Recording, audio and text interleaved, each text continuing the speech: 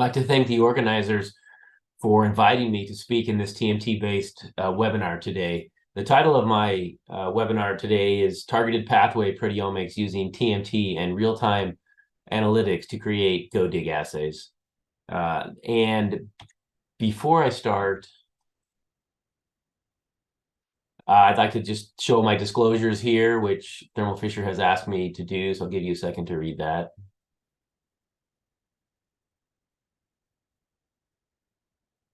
And today I have an agenda for this webinar where I'd like to first talk a little bit about TMT Pro 32-plex and give you an update on what we're thinking there. And then maybe just introduce a little bit of data from this new high-resolution mass analyzer, the Thermo Fisher Orbitrap Astral, and how it can work with TMT Pro reagents. And then finally, I'll talk about this targeted pathway proteomics assay that we call GoDig. So TMT Pro reagents are based on this chemical structure here for the reporter ion, which looks a lot like a proline, and so they're called TMT Pro reagents. And these reagents are like any other TMT reagents in that they have a reporter ion region, a balance region, and a reactive region that they have there. And of course, by having either N15 or carbon-13 heavy isotopes, we get these doublets here, that these doublets allow us to get to the 16-plex by having, as you can count them here, all 16, by having additional reagents that you can get there. And one of the ideas that we've been kind of throwing around is that should we stop at 18 or should we go all the way to 35 via deuterium? And let me kind of highlight for you how that might happen. So if this is the TMT Pro reagent, then if I were to put a deuterium here at this position, it might be shielded a little bit from the nitrogen. It might not have a very large deuterium effect, and it might allow us to do something kind of special. Because if you look down here, this is the TMT Pro 128 peak here. And normally we would see two peaks for the 128 reagent, one for the containing the N15 and one containing the carbon-13. In this case, I'll add in all, since there's two heavy isotopes, one will be N15 and one will be carbon-13. In this version, both will be carbon-13. But if I now create one that has a nitrogen and a deuterium that are heavy, the mass difference would only be 3 millimass units, and it would land somewhere in the middle right here. And finally, if I create another reagent that has a carbon-13 heavy isotope as well as a deuterium, you get a fourth reagent. So you can imagine how we're going to double almost by having 4 peaks at every position instead of just 2. We're going to get there. And we've created some of these. So this is these from Proteome Sciences gave us 4 reagents here to get us started. We now have even more of these reagents. But from the 4 that we got, we were able to produce, this is real data over here, we were able to produce the data that you saw and also to kind of test them out. And so you as you might imagine, because there's only a 3 millimass unit difference here, you might need a little higher resolution. So typically we might classic or TMT Pro reagents, you might use 45,000 resolution power on, say, an Exploris instrument. But in this case, they won't be fully resolved now when you have that third peak. However, if you use 90,000 resolution, you can fully resolve those. Or if you take advantage on these instruments of this called turbo TMT, you can get the higher resolution immediately, even at 30,000 resolution there. So we will need a little bit higher resolution to resolve these. So this is the world's first TMT Pro 22-plex data set. We took 3 different deletion strains in yeast and wild type, and of course there's 7 wild type now because we have so many channels to fill. And there's 3 different deletions, and this is just showing you the URA2 here. So this is a protein that's been deleted, and so it's lower here. And so the idea here is that if the purple channels are the deuterium, they cluster where they should, and they also cluster in the PCA plot where they should. However, you can kind of see a little bit of a change here for some of these purple circles, and that would suggest that there might still be a deuterium effect of some type. But we have a way to fix that. I won't show that here. But I'm confident that the 32-plex will be just as useful as the 16-plex once we apply a correction to each spectrum. So for the Astral, the Orbitrap Astral mass spectrometer, this is an Orbitrap and this new high-resolution accurate mass analyzer that they call the Astral. It has single molecule detection, which is probably 10x better than an Orbitrap. It has a scan rate of up to 200 hertz, which is unbelievable.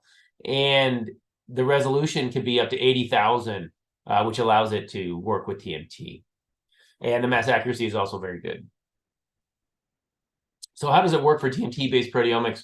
So here's the analyzer back here. There's something called an ion processor here, which can capture ions for MSMS, and then it can release them in this way such that they travel this path where they're bouncing kind of here, being reflected back and forth, and using this ion foil as well as these asymmetric ion mirrors. And then it's caught over here at the very end of a 27-meter path length. It's caught in this detector over here, which is extremely sensitive. And so this is how it takes about 2.5, I guess, milliseconds to travel this 27 meters. And this is how you can get to 200 hertz. It takes about 5 milliseconds times 200 hertz is 1 second. So to benchmark this, we tried to use this powerful 4 cell line model that we like to use for everything. So it's a 16-plex, and it's 4 biological replicates of 4 cell lines.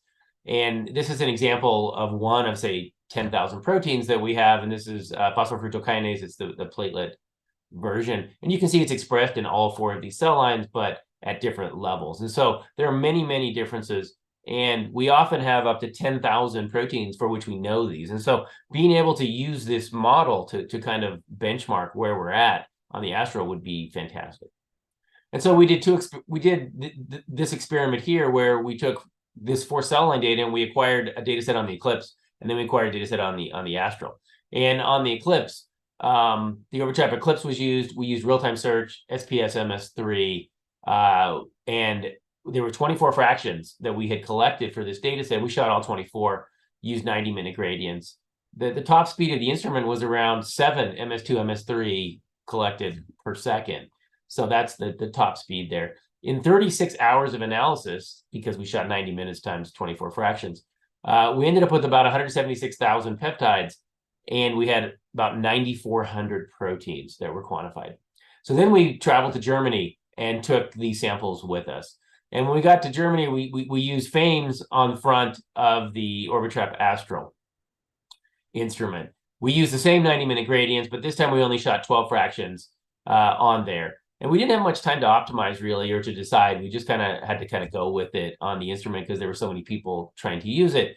But in this case, we decided to go with about, instead of a 200 hertz, we went with a rate of about 30 hertz, because that gave us about 30 milliseconds ion times, which is more than 10 times what we would normally get. And in some ways, I think we went too high, because some of the spectra were just unusable because there was so much signal in them. So we needed to go, I think 50 or 100 hertz is probably where we're going to end up using this instrument for TMT. But in 18 hours of analysis using this rate, we came up with 234,000 quantified peptides, which is more than we got originally, even with twice as much time. And we had 11,421 proteins. So this was more than 2,000 additional proteins. And I would say it's nearly every expressed protein in these cell lines. It's the most intense data set I've ever seen. And, I think we could actually collect the same protein depth with 400,000 peptides in only 12 hours if we just did a few tweaks on how we collect the data. So here's just some examples from that data set. So again, FMN2 was both the Eclipse and the Astral data sets are here. You can see we had 4 peptides that gave us this particular pattern for the expression levels. It looks even better with the Astral in this case, probably because there's 8 peptides instead of 4. We got deeper here, and the CVs are arguably likely better, for this. Same with this Prickle3 protein, where we had only 2 peptides. On the Astral, we had 6 peptides, and the quantitation looks very similar. And of course, there were 2,000 proteins, which is just amazing to me, that we did not detect at all, even though we detected 9,400 proteins. These 2,000 proteins, for example, here's one called CRYM, for which the Astral quantified this with 5 different peptides, and it clearly has this pattern. and then a protein called PARM1, for example, with only a single peptide, you can still see the data are very usable that RPE1 here is likely not expressed in that PARM1 is likely not expressed in RPE1 cells. So there are 2,000 of these now that we have additional proteins to look at. Okay, well, that's our update on the Astral that I wanted to give you. And then finally, I'd like to talk a little bit today about this new GoDig assay that we have that was kind of pioneered and published by Qing Yu over here in the lab. So again, the goal of these assays is to quantify in a targeted fashion any protein that has previously been found through deep fractionation. I just showed you some deeply fractionated data sets on both the Astral and on the Eclipse.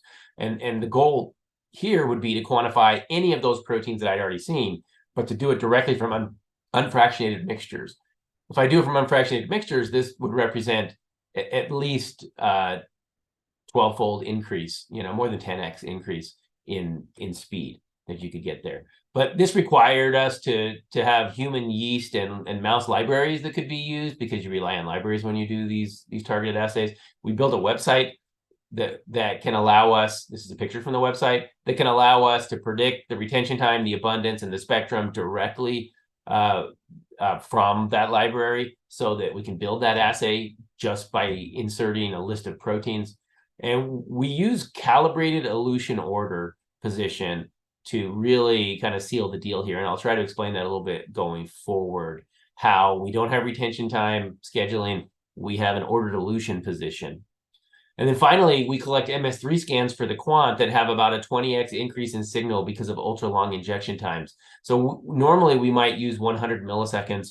In the Astral data that I showed you, we use 30 milliseconds, right? So you might use anything around 100 milliseconds on an Orbitrap Eclipse to do your MS3. In this case, we can use up to 2 seconds, which represents around a 20-fold increase in signal. And that's the way we get enough signal to overcome the lack of fractionation and to do that. So GoDig achieves comparable sensitivity and accuracy as deep fractionation. And here's how it works. So you take your TMT labeled samples. They're in a single unfractionated tube here, very complicated mixture. You take a list of proteins that you want to target. And because we're not doing fractionation, it's very quick, maybe 7.5 minutes per sample effective if you have a 16-plex. And then you can target that list of proteins directly by using this API in conjunction with this GoDig software that we have. And so the GoDig software does quite a few things. It does this real-time elution calibration that I'll tell you about. It also does this detection with PRMs. It does an identification through library matching, and it does a quantification with the SPS MS3 ion selection for that. And how do we get to 7.5 minutes per sample? Well, if you wanted to have a 2-hour run, you could have a 1-hour run, I guess, too. But if you have a 2-hour run and it's a 16-plex, that's less than 7 minutes per sample. So if you have hundreds of samples, you can get through those samples very quickly and quantify the list of proteins that you want to quantify. So here's what the website looks like. Here's the address for the website. I've chosen the species of human here, and I've chosen mitochondrial matrix here. And there's approximately I think there's 184 genes in the mitochondrial matrix. And from that, we will select 361 peptides from our library. Here's the 361 peptides, 2 peptides per protein across that library. It predicts their elution, it predicts their abundance, and it provides their spectrum. And so from this, we can directly, the GoDig software can directly use this predicted assay in order to collect the data through GoDig. And here's kind of how it looks. Every 15 seconds or 30 seconds or so, we collect an MS1 in the Orbitrap. When we collect the MS1 in the Orbitrap, we then target the top 6 peaks and do a very quick MS2 on those in an ion trap and identify those. Once we've identified those, we know what peptide number 1 to 6, their identities. We can then look up in the library what their relative position compared to all of the other peptides were. If there's 130,000 peptides in the library, I might be looking at a position right around, say, 30,000 peptides or 30,001 peptides or something like that. And in that way, I can predict a bin. In this case, I would predict these 6 are probably in bin 19 or 20, right? And so from that, you can then look for all the peptides that you would predict to be eluting there and begin to look for those by inserting scans for detection. And in this case, even though it's below the limit of detection here for MS1, this red peak here, I'm very interested in quantifying it. And when I go to quantify this red peak, I know that it usually co-elutes around the yellow peak. And so maybe the yellow peak's one of these over here. If it's not, the red peak alone will be triggered here by PRMs as you go along. And when I finally find a PRM that shows me ions that I'm interested in, I can then trigger an MS2 scan, which is a lot slower because I'm going to do the detection in the Orbitrap. In this case, I'm using maybe a 1 second FTMS2 detection in the Orbitrap, and I'm going to use a cosine similarity score to decide whether or not this really is the peptide that I'm interested in. If it passes that criteria, then I will select SPS ions that have high purity and pass those on to the quantification scan, and I'll collect the MS3 scan. This is the ultra long signal accumulation scan. It'd be up to 2 seconds, and it could be up to 5 seconds if you wanted it to, but we generally go up to about 2 seconds in the Orbitrap. And this is fairly slow, obviously, and so you don't want to trigger these scans unless you're absolutely certain that you want to quantify this event. And it'll go back and go through this over and over again as during the entire run, we're going through this process over here in order to quantify the list of proteins without the need for any triggering peptides or anything else, simply looking through PRM triggering. So again, we can use this powerful 4 cell line model to do the benchmarking. And as I already told you about, there are about 10,000 known protein expression differences that we have there. And so we can use that to benchmark how we're doing, not only with the Astral, but also now we can benchmark to see how we're doing with GoDig. And so GoDig needs 2 things to work. It needed a spectral library and a predicted elution orders. Those are available on the website, but they came from here. We used the 4 cell line model and we collected a library, 120 minutes per fraction. There's a few more proteins than the 9300 that I showed you in the other experiment because this is just FTMS2 detection here. I'm just creating a library for matching with FTMS2. So you can see that. So there's about 130,000 peptides, and that's kind of my world. I can choose any of those 130,000 peptides and hope to re-quantify those, again, without fractionation because I know everything about them. So just to show you how this works, if we chose 100 kinases here, and we could quantify, and from those 100 kinases, you can see that if I just use MS1 triggering, like I would only get 25 out of these 100 that I would be detected in this experiment, but I get 97 out of 100 detected when I use GoDig to find these. So it's pretty effective. It's usually above 95% for these lists that you will target. And the quantitation looks very similar to what you would get if you looked at the real-time search data versus the GoDig data. So the fractionated data versus the non-fractionated data that you would get. And in this case, I'll show you that, they look very similar. Here's just some examples of kinases here with deep fractionation or through GoDig. And you can see that they're nearly identical in every case to what you would see here. Even though there's only 2 peptides per protein on the GoDig, and there could be 1 to 50 peptides or so present in the deep fractionation data. So GoDig really works.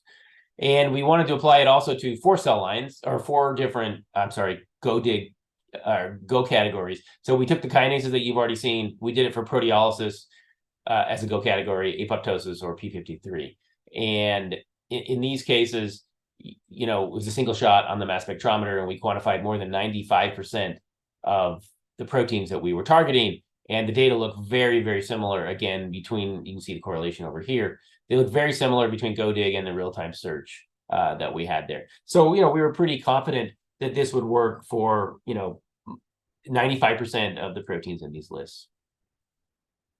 So I want to show you one final example here just to kind of highlight why we wanted to create GoDig. And really, it's for large sample numbers like this. So there's 480 mice in this project that we were working on, and this is called the Diversity Outbred Mouse Project. So these mice are progeny from, these 8 different founder strains, which are fully sequenced, and each mouse is actually fully sequenced in such a way that for 480 mice, I can know for every gene whether they have 1 copy or 2 from each of the original parents that are here.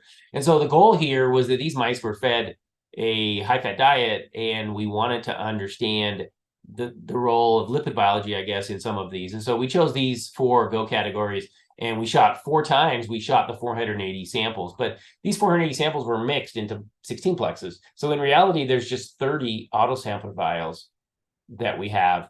And when you shoot those 30 samples, each one you quantify 16 different animals' livers, as you do that.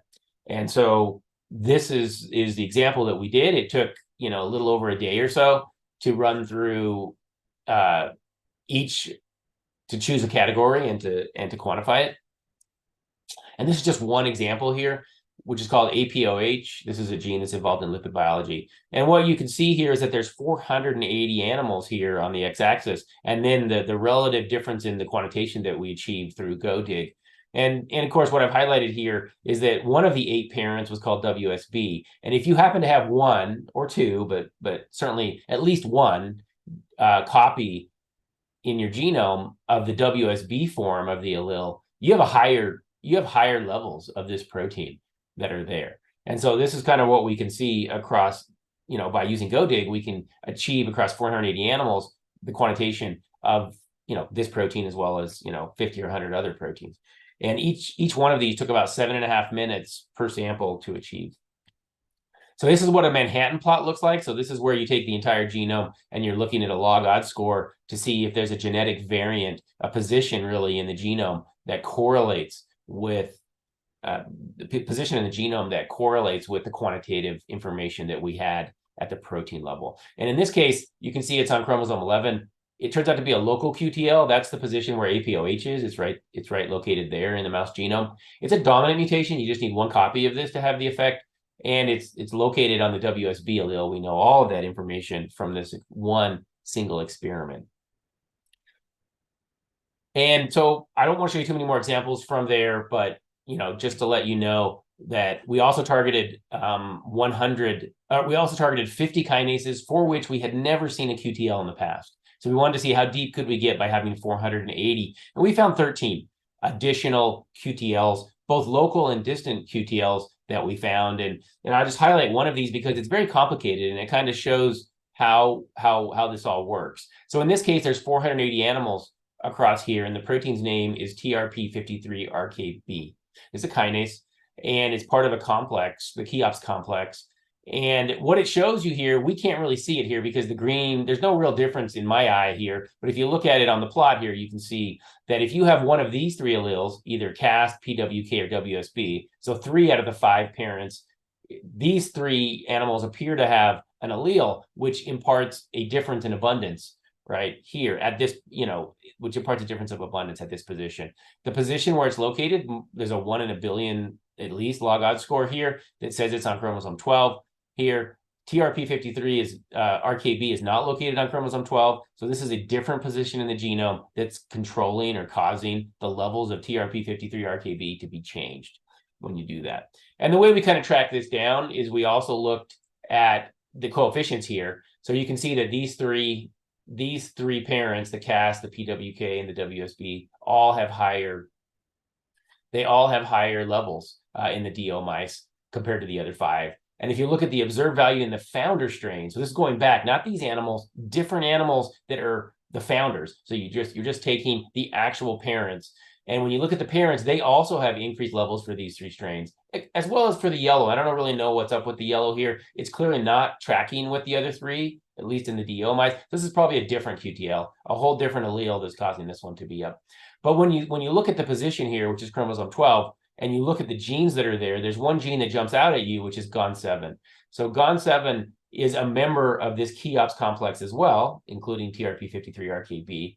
And what it's telling you, when I look at this, it's telling me that this is a recessive allele that if you have it, GON7 levels control the levels of the other 3 members of this complex. So if GON7 levels go up or down, the other members of the complex go up or down in their levels as well. And so we've learned a little bit of something about the biology here, that this is the rate limiting member as far as the abundance goes for this complex. And you can learn that because its levels are controlling the levels of these other 3 that we identified. These 2 were identified in the other study that we had already completed. And then these were identified here. So again, just my final thoughts about these 3 topics here that the TMT Pro reagents can get bigger. So there may be a 32 plex or even a 35 plex that we can get at with deuterium. So, don't think it all ends with 16 plex or 18 plex. And that this Orbitrap Astral is certainly a game changer. It can use the TMT Pro reagents straight out of the box, the 16 plex, and it shows vastly increased sensitivity and speed. So you are going to want to use it with FAMES, I think, in the front, because it is going to be MS2 detection. And the GoDig is a TMT-based targeted proteomics method for pathway analysis of large sample numbers. So I'd just like to thank the people who worked on this. Obviously, much of this work is Qing Yu. He flew to Germany for the Astral. He also created the GoDig assay originally. Stephen Shukin has been following up on a lot of that work, and he has a bunch of additional GoDig data sets to show and to highlight. So he's kind of picking up that and running with it. Joao Paulo has been characterizing these deuterium reagents, as well as he's probably done more TMT experiments than anyone in the world. So he's just a great person to talk about TMT with. And then Ed Hutland obviously keeps me straight with all the bioinformatics, and he's really done a lot in the TMT field as well. The Addy Lab provided the mice through Jackson Labs, as well as support for the API that we use here from these people at Thermo Fisher Scientific. And I know that we're not going to take questions here at the end. We're going to take them in the roundtable later. So I'll just look forward to joining you at the roundtable later. Thank you.